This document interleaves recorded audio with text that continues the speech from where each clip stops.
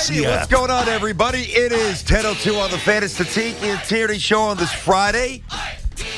Getting ready for the holidays and getting ready for a little Met awakening out there in Queens today, Teak. Possibly they will continue to be in their slumber. Sans Francisco Alvarez. He's not playing in all probability. That's what they said yesterday. Or the Mets will begin to rid themselves of the heavy shackles that have weighed them down so far this season. Which one will it be? Do you think that's going to happen? I hope that they start playing well. I'll tell you, do I think it's going to happen? Honestly, I don't know. I don't have a great amount of confidence in this roster. Now you start getting the other kids up here and they start playing, that might be a little bit of a different story. Happy birthday, Tiki! Hey, you, Booms. Appreciate you. Yeah, just come on and interrupt the show, Booms.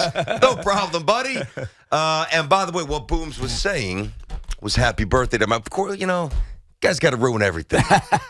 Guys got to ruin everything. We had something planned for you. Happy birthday, homie, right. by the way. I don't mind. Can you imagine if we popped our head in Boomer's show during the... Actually, I don't think he'd mind it. He'd bring you on air. He'd force you to stay and go on air. Yeah, like he the does other day, I just walked in, every time basically. you do that. Yeah. Listen, T, I don't know if the Mets are going to go on a roll. I don't feel it.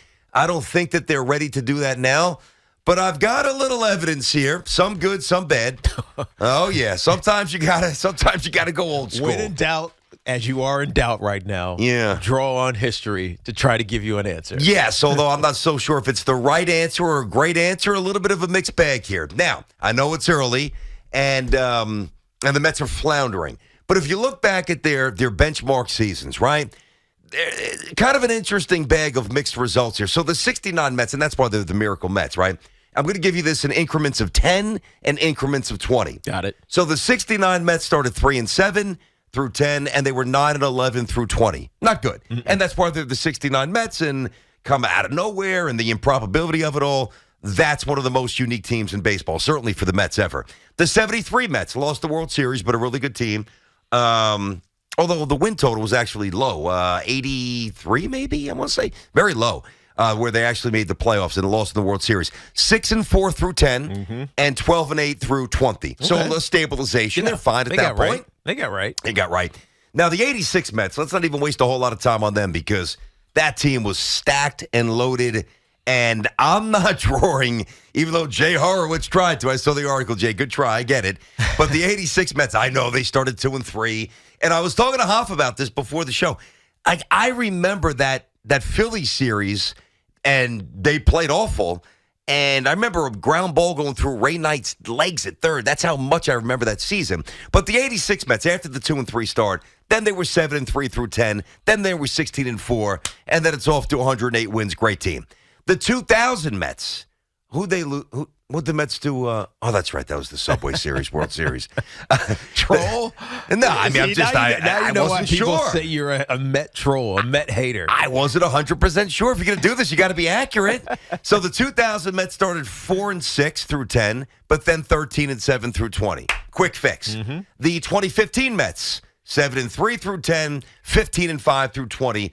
And then last year's Mets, they were 7-3 and 14-6.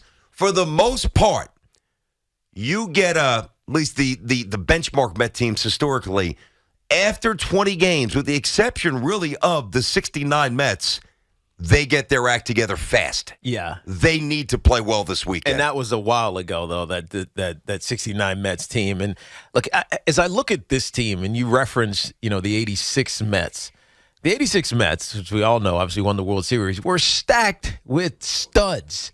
Gary Carter and Keith Hernandez and, Ray Knight, Lenny Dykstra. Mookie Dykstra. Right. Timmy Tuffle.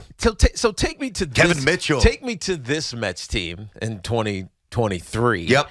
And it's not even close. So I know what you're talking about with Horowitz when he writes this article. He started terrible in 80. Okay, but that team was full of studs. Yeah, pretty much still in their prime. Exactly. And they were outstanding in 85. There was no wild card, and they were really good in 84 as well. Exactly. But when you look at this iteration of the New York Mets, it's a lot. I don't want to say they're old. There's not a ton of guys, and the rotation is old, but not a ton of guys that are ancient. You got Escobar and Kana. They're in their mid-30s. But it's not young. Right, Starling Marte, who needs to be a reliable piece, he's 34. Lindor is probably the youngest, I know actually Pete Alonso is actually the youngest on the team right now. So you got those two guys who are still in their prime, but it's not even close to the 86 Met team. And so that 86 team could just depend upon superior talent, skill, youth, energy, whatever intangible you want to throw out there. You're rolling out Doc, you're rolling out Darling, you're rolling out Exactly. Ojeda. You're throwing out these studs every day. You're going to win a lot of games because the bat's going to get cooked and you're going to start destroying people, which they did. This Met team Not the can't same. just rely on we'll figure it out. No, I agree. We'll get it right in time. Now, there's a lot of time still to go, and we talked about this a lot yesterday, how the NL East in particular, but really baseball has become I don't want to say the regular season doesn't matter, but it's not about winning the division. As much as we emphasized that last season for the Braves and for the Mets, it wasn't about winning the division. And in fact, you look at the year before with the Braves, they didn't win the division. Hell, they stunk for a lot of the season, and they go on to win the World Series after making some adjustments at the midway point. Same thing can be said about the Nationals, who were sub 500 a month or so from now in that 2019 season. They go on and win the World Series. It's just about finding a way to get right, and it's usually not with what the current construction of the roster is.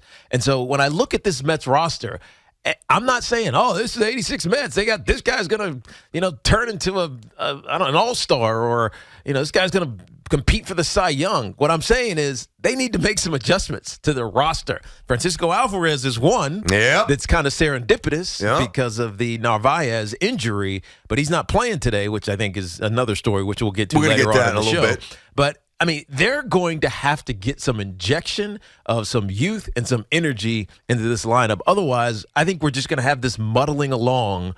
Not bad, not great, just this muddling along, which is going to feel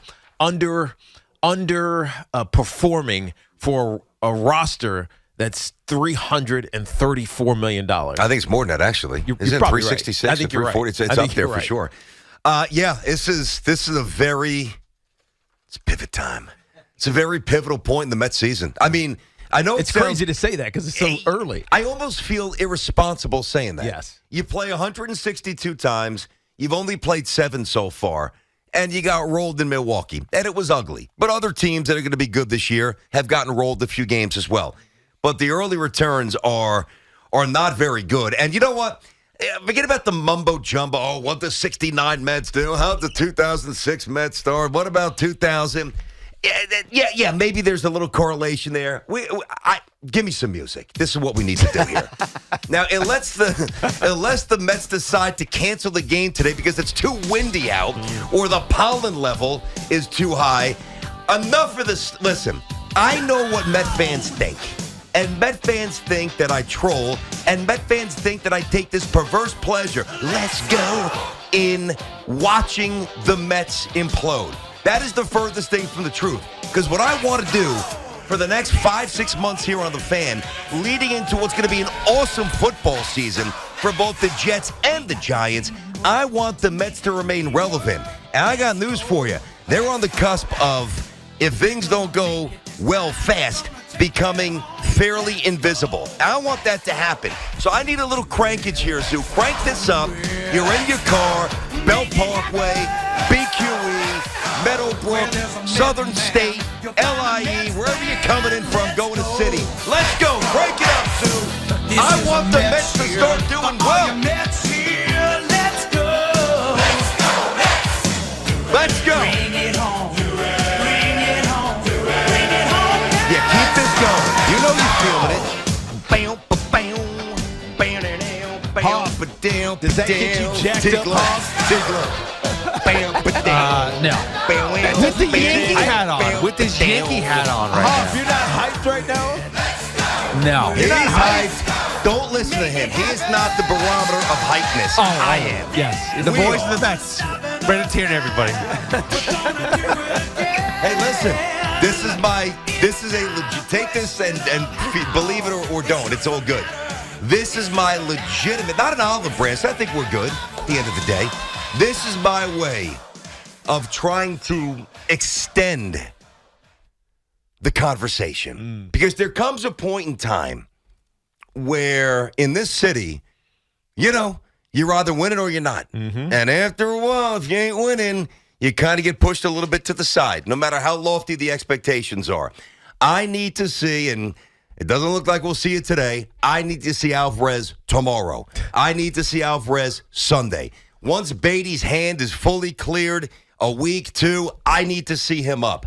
Vientos, whatever. I need to see these kids because this roster ain't it. You know it. I know it. We all know it. It's just a matter of admitting it. Yeah. So as the Mets navigate what's been a real rocky, punchless, sloppy start to the season, understand this. If you don't play well this weekend, it's going to get worse fast. Who are you playing after the Marlins? The Padres. What are you doing after that? You're going on a plane and you're flying 3,000 miles and you're staying there for 2 weeks.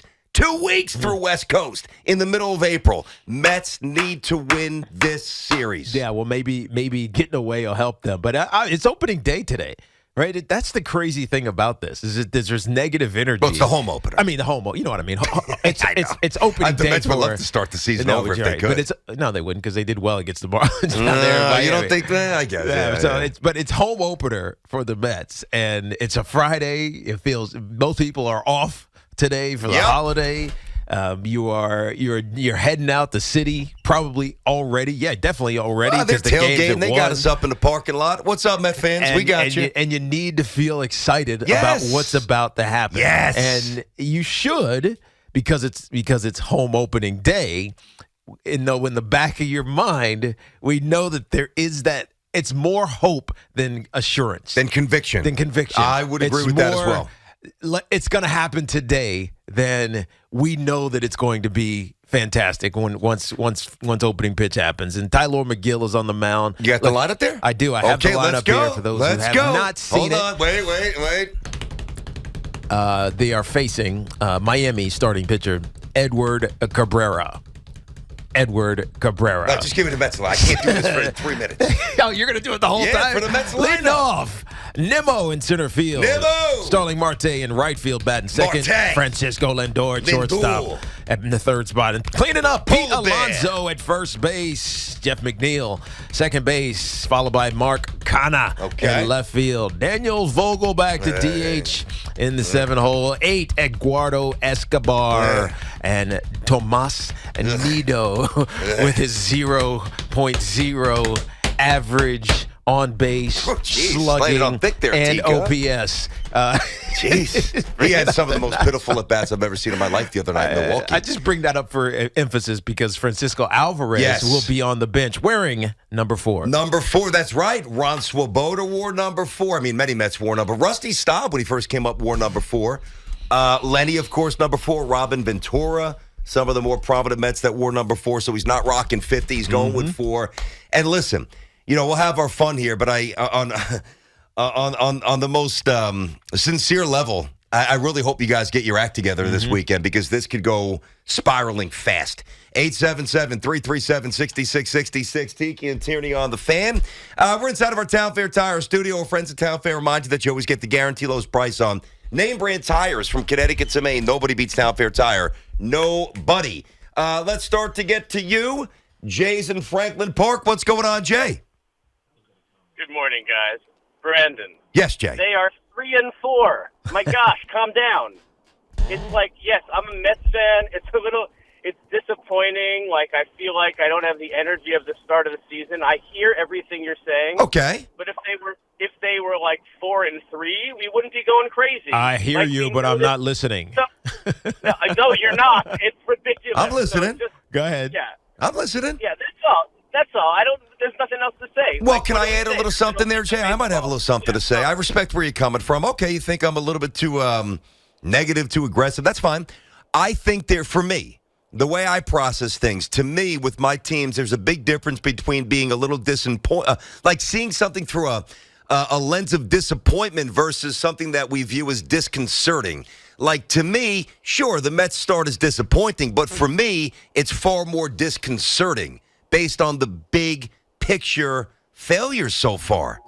No? Yeah, but okay, other than the injuries, clearly well, Diaz injury and Verlander not starting the season, that's a big deal. Yep. Like, did any of us think really that Escobar was going to be the starting third baseman the whole year? I don't know, Jay, but until he's not, he's your starting third baseman for a team that's supposed to be good enough to win a championship. I get it, but you said the starting lineup. Do you think that 1 through 7 is not a 1 through 7 that is with the best of anybody in baseball? Not even close. It's not even close. The answer is no. It's not. Oh my God! Well, wait, Jay, you legit. All nonsense aside, you legitimately think the Mets lineup is among the top 2 or 3, 4 most powerful in baseball? You actually think that? You just said most powerful. That's a different. Whatever word you want to effective, potent, good, whatever word you want to use. How would you describe them, Jay? Yes. If the Mets were not 3 and 4, we would be looking at their 1 through 6 in the lineup and saying that's as good a 1 through 6 as there is. I wouldn't. But that doesn't mean that I'm ultimately going to be right. But I would respectfully say I would not be saying that. The problem with their lineup is the drop-off after it, and that's what they didn't address in the offseason. But my hope, I think, is that, as what you're saying, is that the Beatty and the Alvarez and potentially Vientos, that these guys, like, why is Vogelback there? And why is Nito starting today? But, like, I think we're looking at a 3 and 4, and then we're looking at all, like, the worst aspect of that, and then diving into the lineup and saying, oh no, when they couldn't put it together last year in the playoffs, that's what we're seeing. That's typical Mets fan. Like, that's how we've been thinking for our entire lives. But and I go there all the time. I'm not going to after a week. Yeah, I respect that, Jay. Attaboy, trying to fight us off, trying to fight off the haters like Tiki. I don't know why Tiki's hating today. I don't know what he's doing. In some regards, he's right about the lineup. I mean, 8 and 9 you worry about, obviously, with Escobar and Nito, who are they're negative OPS plus, which is just horrendous, even though it's really early. And Nito's only got 9 at bats, but that is what it is. But Nimmo is fine. Marte is fine. Lindor finally started hit. Pete Alonso hit 2 home runs the last time he played. McNeil, I know he's struggling right now, but he was the batting champion a year ago. You got to believe at some point that turns around. Not worried about him. Kana is he's what he is. He's serviceable. That's probably a hole that you got to watch. And he's batting 6th. He's batting okay, so 6th. Because Vogel's 7. Yes. So you get to 6. And again, Kana's better than Vogelback by a mile. But, excuse me, 6 is okay. I'm worried about Kana. Let's put it that way. I'm not worried about Kana as much as I'm worried about the other guy. Like, I don't like Kana. He's 34. Oh, I see. He's hitting, what is he hitting now? 160? His OPS is sub 600 right now. He's what he is. He's never had more than 70 ribbies in a season. I agree. And then Vogelback, people want to knock him right now because he has no home runs. Yeah. And, the platoon with him and Tommy Pham, it is what it doesn't feel potent. It doesn't feel like, we got a DH. You fear my DH. It just feels like, maybe he'll get on base and try to stretch 1 to 2. But what it is, he's actually getting on base. I'm telling you, BT, his on-base percentage is .430. Didn't hit last year. He's not hitting so far this year. He's probably not going to hit at all. He's walked a lot. Fantastic. And he has a couple of base knocks. Fantastic. Put some balls in the seats, otherwise you're useless. Eventually, the home runs will come. They didn't come last year for him. I'm not overly worried about Vogelback yet. I will be in time, and I would love to see him match with Alvarez if he's not going to play. Playing. But I'm not concerned about it yet. Wow. The only one I'm really, really concerned about is Kana. And obviously Escobar. But that's temporary because we know at some point Beatty's going to be up here. And we hope. 877-337-6666. So if you're just tuning in, going to City, hopefully you guys are getting ready to have a fun day and start getting on the old W Express here. But there are issues that I don't think you can really push to the side. The starting pitching, problematic. Back in the bullpen the other day, problematic. Certain other spots of the bullpen, highly problematic. And the offense in too many slots, highly problematic. So, and I said this yesterday, when you've got a little leak here and a little leak there and a little leak here and a little leak there, to me that generally portends sinkage, usually. That's why the Mets must stabilize their season this weekend. We got you till 2, just getting going. 877-337-6666. Tiki and Tierney on the Fan.